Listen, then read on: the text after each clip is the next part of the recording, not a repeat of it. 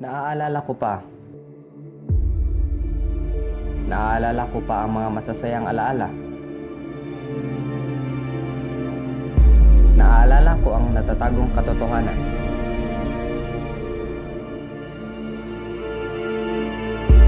Ang pag-iiwas sa karahasan. Ngunit, ang lahat ay nagbago na. Don Simon? Ikaw ba yan? Ano nangyari sa'yo?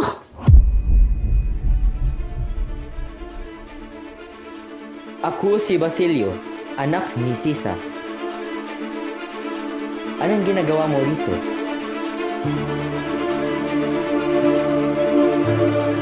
Ano ang tingin niyo sa pagtayo ng akademya?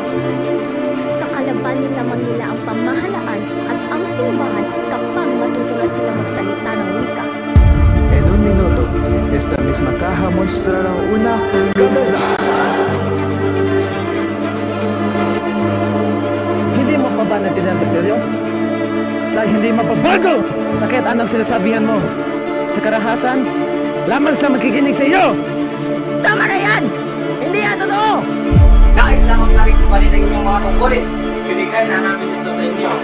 Tama na, Padre. Wala kang karapatan, payain ako. Padre, tulungan niyo po si Basilio.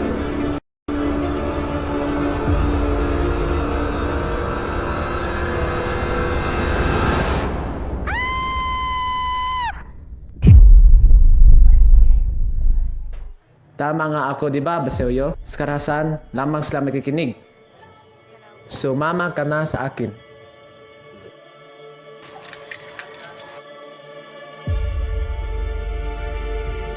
Papatunay natin, hindi lang laro ang mga buhay ng mga Indio! Mabuhay! Tama na. Bitawan mo ako, wala akong ginawa. Nasaan si Don Simon? Wala akong sala! Paalisin mo ako! Simon, Bakit? si Maria Clara. Ha? Ano nangyari?